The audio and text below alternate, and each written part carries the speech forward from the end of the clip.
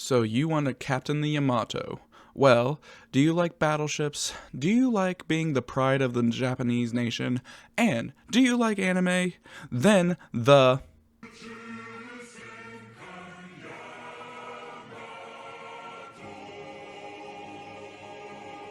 is for you. Now, if you're new to my channel, please feel free to subscribe. It would mean the world to me, and let's get into it. So, the Yamato was created roughly about, well, it was thought about in the 1930s, but she was actually laid down and commissioned into the 1940s. She has one of the weirdest histories, I would have to say, because I feel like this battleship was created about 10 years or 20 years too late, when basically battleships were phased out and carriers were phased in. And the Japanese should know this because they are the ones that started this whole entire thing of the carrier combat with the attack on Pearl Harbor. But with that being said, let's just focus on the Yamato. She was also part of the Battle of Midway, which was a devastating defeat for the Japanese, but once again, she didn't do too much, because it was basically carrier-on-carrier combat, and her AA defenses did not live up to the task that she wanted to be what she needed, basically. So, unfortunately, she did not help out, and that's why the Japanese lost a ton of carriers. She was mostly the flagship of the Japanese throughout 1942, but she did lose it to her sister ship, the Musashi, took over. But it doesn't really matter too much who was the flagship of the Japanese. It just always constantly changes, you know? The other things about the Japanese, or about the Yamato, is she was not present at the Battle of the Philippine Sea, which is kind of sad. She probably could have done something there. It's hard to tell. It's really hard to tell. But the biggest thing, and the only time that the Yamato actually fired her guns, was at the Battle of Leyte Gulf. With the Battle of Leyte Gulf, she was going against a very, very small task force, and unfortunately, she should have wiped the floor with this like what she was going against compared to what the Japanese had. It's so mind-boggling, and it hurts my head what the heck the Japanese were doing. I think at this point in the war, they were kind of scrambling and were kind of not the most organized in the Navy anymore. But with that being said, basically at the Battle of Leyte Gulf, she took on Taffy 3, and she did fire a couple of shots, but no confirmed deaths by her. She did have to eventually avoid the battle because there was a torpedo strike against her, so she had to turn away. And when she turned away, she basically was disengaged in this battle, and she could not participate any longer. But that's not the end of the Yamato. She did have one more operation, Operation 10 Go. Basically a suicide mission, unfortunately. It was a one-way trip, and basically her goal was to anchor herself / hold the beachhead of Okinawa, just to slow down the U.S. advance. So ultimately, she was trying to get to Okinawa, bombard the beachheads of the U.S., but if all else fails, just run aground and just kind of be a battle station platform that the Japanese could use against the United States. Let's just say she didn't even get halfway there. She was spotted out and was just swarmed by the U.S. carriers. Over 200 aircraft attacked her in some way, shape, or form. With rockets, with torpedoes, with dive bombs. It just bombs. It's crazy how many hits she took. She did eventually peel over, and before she didn't go away quietly, basically. She basically had this huge explosion from her magazines. It was about roughly the 1/3 the size of a atomic bomb on the cloud structure, on how far the cloud went up, which is very impressive for this type of ship, and it just kind of shows you how big this ship was. Also, at this battle, at the Operation 10 Go, you can also see the big flaw with the Yamato. She had no AA defense, basically. And when I say that is basically, why I say that is She only shot down and confirmed shot down 3 airplanes out of however many, like 200 plus. But whenever her magazine exploded, she had at least 7 of those confirmed because there were 7 planes missing after that explosion. So you're telling me that your AA defense did worse than your ship actually just blowing up and knocking planes out of the sky. That's just crazy. But for some reason, in the year 2199, she was then reused again with this magical technology called, let me make sure if I get this right, a wave motion energy. And this wave motion energy became a wave motion gun, which is this huge hyper-power particle beam. And she had shields and everything and was, oh, wait, what? What am I looking at? Oh, this is an anime. I'm sorry.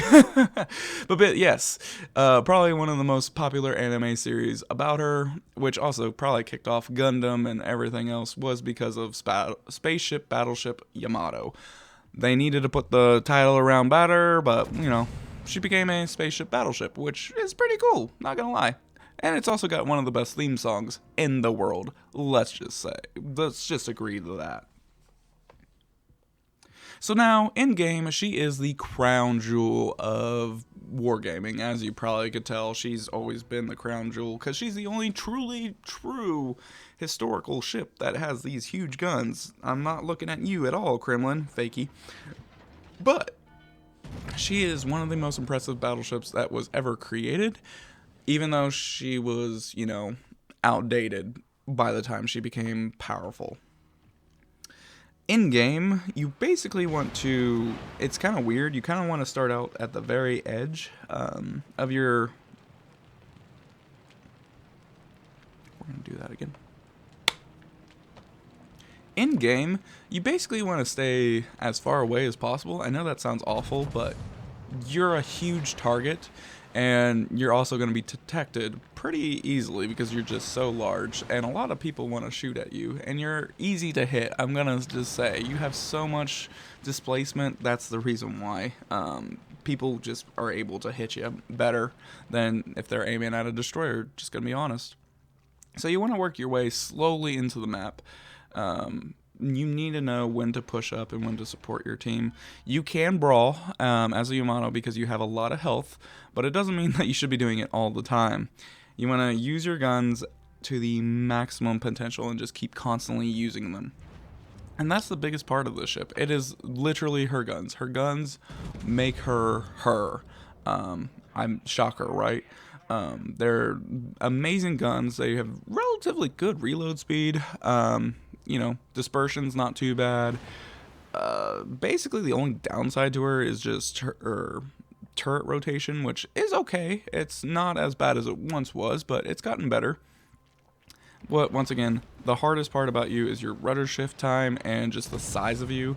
So you're gotta be a very pay attention to like the map just to make sure that you aren't gonna get hit by torpedoes or present broadside to somebody. Because even though you don't have, like, you have a lot of armor, but you have such a wide and large citadel, a lot of people want to hit you whenever they can, especially you're the Yamato. That's typically what people want to do, is get those ships out of the game as soon as possible, because they know how much damage a Yamato can do in a game, and it's very impressive. The other thing that you're going to be kind of struggling against is if you go against tier 10 carriers. That's just purely because, one, who knows how AA defense works? Just kidding, we all somewhat know. Not really. And the other thing, too, with the Yamato is that she has short range AA defense. It's not going to be very long range, and so basically most of the time a carrier can get off at least one strike against you. Yes, you have a lot of health to tank it, but if it's like a dire need or at the end of the game where you're just trying to survive, it's not looking good for you. Just like her historical counterpart, the in-game counterpart says AA sucks for you, so sorry about you. Stick close to a cruiser, I guess, that has good, decent AA. But with that being said, AA is still just AA. It's not very reliable either way. So with that being said, you kind of want to position yourself on the map. You just need to know your maps at tier 10, and you just slowly want to move from maybe like an island to island type of mentality, or you can just keep constantly going at full speed at the back of the map. It's just kind of up to you and your playstyle. Now, I will say this one thing, which is really good for the Yamato.